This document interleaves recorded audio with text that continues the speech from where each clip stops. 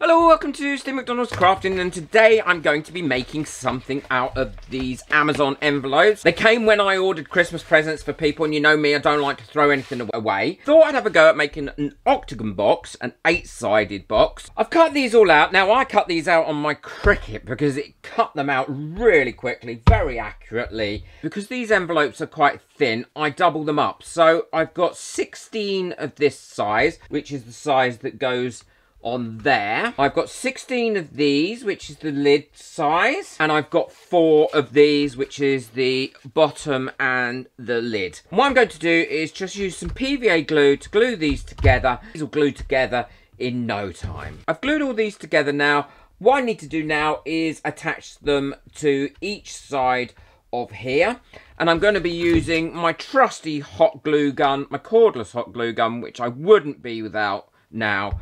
If you want to get anything, then the links for it will be in the description below. I love this glue gun. Carry on watching until the end to see if it works out. Whoa! Dramatic pause there. Drum roll. I want to stick these to the outside of this. So I'm running a little bead along here, and this glue gun, the great thing about it is it heats the glue up lovely. As a result, it does stay nice and warm and doesn't go off really quickly when you're trying to put it on. And it gives you that just that bit of time that you need to be able to get that into where you want it. So once I've got it in there, I will also put 2 beads in there as well to hold that up. So I've got a couple of, actually I'll put 3 in. Not right the way across, because I don't need it to go right the way across at this stage, but like that. And I'll carry on doing that all the way round before I do the next bit. I've got all these glued on now, and they're all upright. All I need to do now is go through these here, at each one of these corners, and put a little bead, and that'll hold those together, because I'm going to be putting paper over this anyway, and then that'll continue to hold it together, but it'll just give it that extra bit of internal strength. And it's great to have internal strength at this stage. And then once I know that that has kind of cooled down a little bit, I'll then just go in and smooth that out with my fingers so it's not all lumpy and bumpy. And if it gets too cured up too quick, which that bit has, all I do is run the hot tip of the glue gun along there for a few seconds. Don't burn yourself, and that will reheat that glue enough for me to be able to then smooth it down.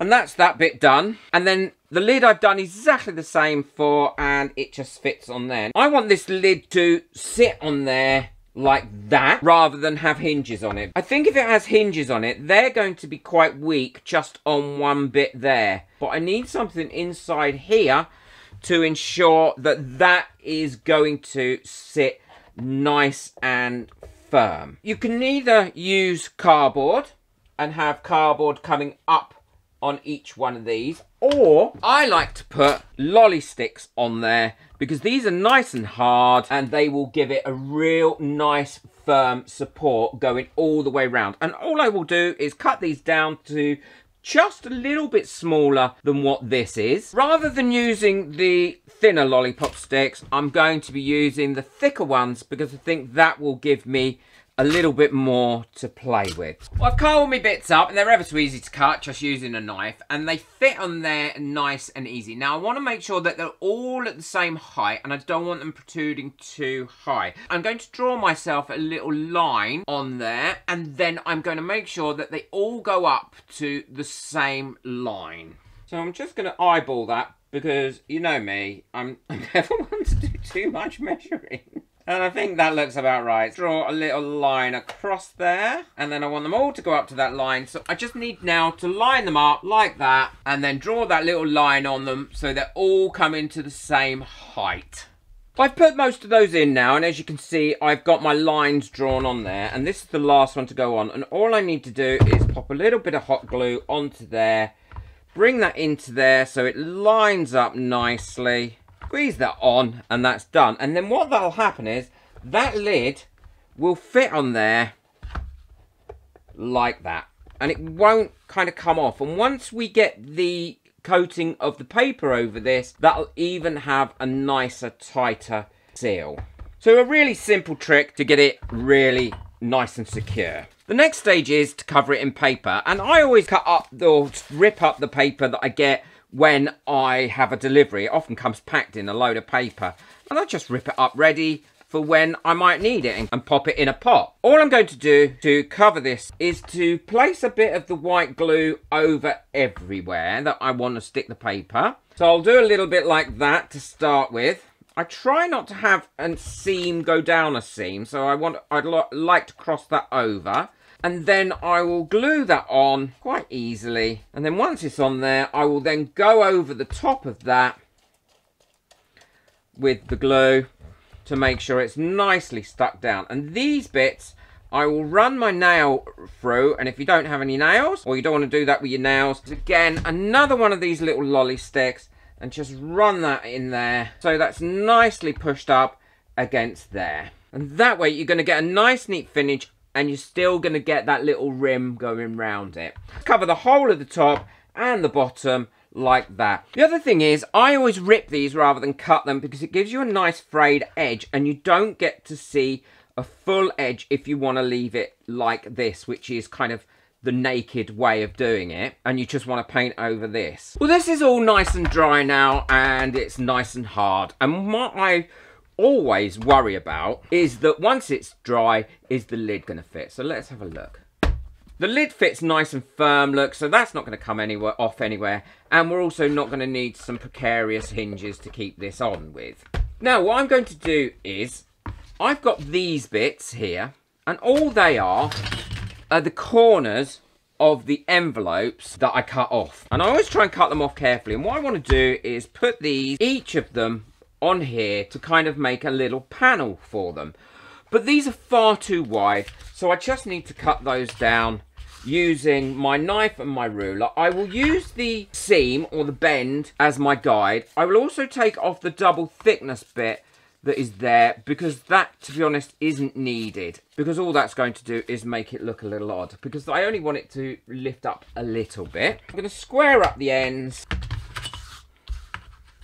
And I am going to do this by eye because, you know me, I always do. All I've got is my metal ruler there. Push that down quite hard. Run my blade across there. And that's about the thickness that I want. I'm just going to eyeball that again. And then the bend is already in there, and that should fit on there nicely. I just need to cut those down, and then I'm going to put one on each one. Well, I've put these ones on. I've just got the last one to put on here, and they go on ever so easy. I use my glue gun for this because then I get an instant gratification for it, because I haven't got to wait for any glue to dry. Run my glue gun along there, putting a little thin layer of glue on, line them up, and then push them down, and then they're all done. I'm also going to do the same on all the corners on the lid as well. Well, the lid's all done now, and so is the box, so I need to make some decorations to put on it, and they line up really, really well. What I'm going to do now is have a go at making my own paste to make some of these moulds, because I want it to be quite fine detailed moulds. I'm not going to be using what I normally use, which would be the air dry clay. Got some PVA glue here, and I'm going to put a dollop of that in here. And then I'm going to be adding some cornstarch to thicken that up nicely and give that a mix in until I'm happy with the consistency. I want it to be quite a clay-like consistency as well. So it's all done by eye, as everything is that I do. This is about the consistency that I'm happy to have it at, but I know that that's going to stick to my hands, and I don't want it to stick to my hands because I want to knead it a little bit to make sure it's well done. So all I'm going to do is put a little bit of baby oil on my hands. My hands are really dry, so it's just going to suck into them like that, and that should allow me to pick this up and knead this. Yeah, look, there we go, for a while. And then what I should be able to do with this is leave this to sit for maybe half an hour, and then I can use it to mould with. Oh, it smells lovely. I wouldn't want to eat it, but it does smell nice. And that is a lovely smooth paste now. And what I'll do is I'll just wrap that into some cling wrap, and that'll stop it from drying out until I want to use it. I'll leave it for about an hour. Well, this has now been resting for about an hour, so I think it's ready to use.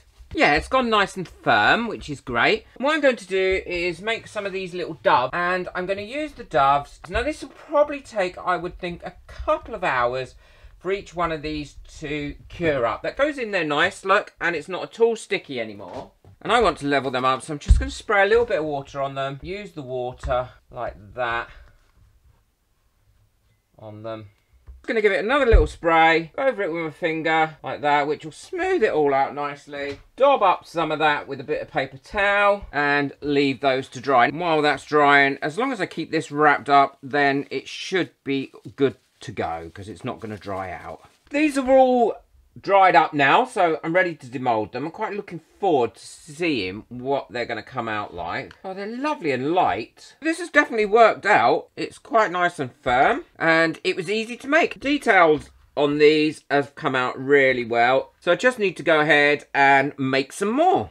Well, I've got all these made. I'm ready to put them onto the box. I made the crowns out of a mould that I had, just one of my resin moulds, and as you can see, the doves, I wasn't sure what I was going to put on where, and now I have decided. I'm going to put a crown on each one of these in the middle there, going all the way round. And on this one, I'm going to put a dove in the middle and one of these flowers in opposite corners, like that, going all the way around. And the glue I'm going to use for this is the PVA glue or wood glue. It's quite a thick glue, and the reason I'm using this glue is I've tried several different glues to stick this type of porous material onto these cardboard boxes, and I've found that with hot glue it just seals and then it can come off really easy. With all-purpose glue it doesn't tend to stick brilliantly because it soaks too much in. With this wood glue, which is just a thick PVA glue,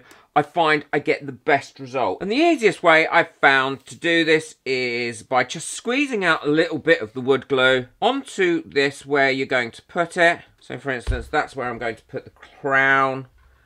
Popping the crown on, centralising it up, letting that dry for a few seconds on there, and then turn it round. Now, if you don't want to wait for the few seconds, then what you can do, if you want to, is put a bit of really light, not very tacky tape on it to hold that down. But I find that if I do that one, and then I go to here and do this one, then by the time I've done this one, the other one is ready. And again, it's all done by eye.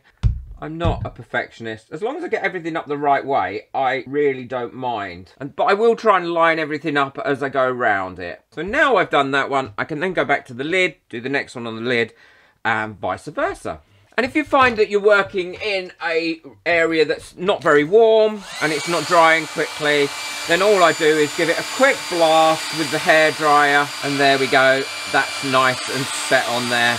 These have all stuck on nicely now. I'm really pleased with that. If you've not worked out by now, I'm sure you have. I'm going to kind of do this as looking a bit like a cameo. Now, I've added some flowers to the top of this one as the crown's going round, and then the flowers on this.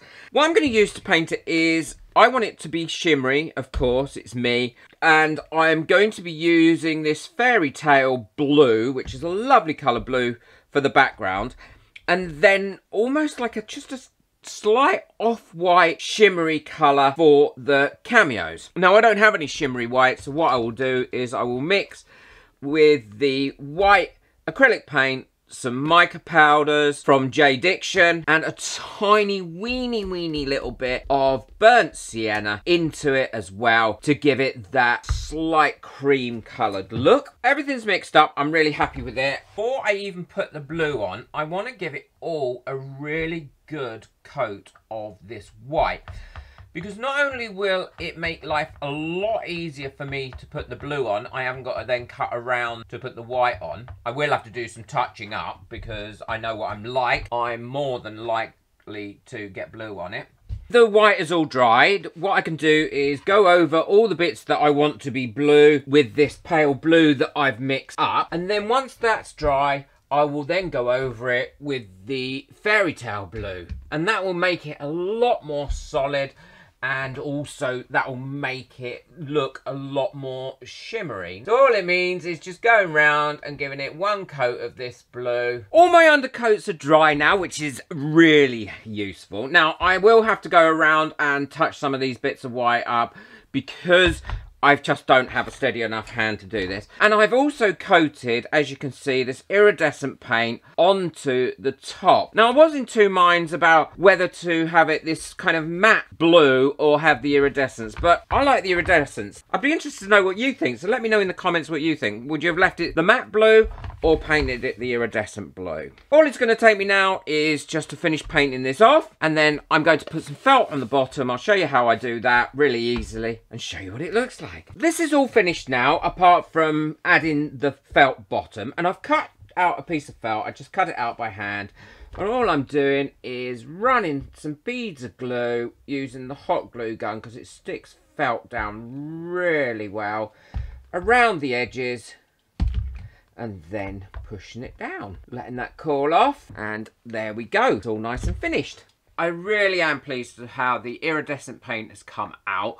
I'm pleased I used the iridescent paint in the end. Let me know what your thoughts are, whether you like the iridescent paint or the other paint, the matte paint that I had on it first. The inside has come out lovely as well. I used the iridescent paint in the inside, and as you know, the felt on the bottom. It was really easy to make, and I think has come out lovely, and it'll look nice with a gift inside it or just as a trinket pot in your bedroom. Please boot that like button if you've enjoyed this video, and it really does help my video to get out there. It also lets me know whether you've enjoyed this project and would like to see similar projects. Don't forget to hit that subscribe button so you don't miss out on any of my future videos, and please ring that little bell so you get notifications when I've got a new video coming out. And if you'd like to buy me a coffee, or you'd like to know where I get any of the products that I've used today in this video, then the link for that is in the description below. Take care. Enjoy your crafting. Bye.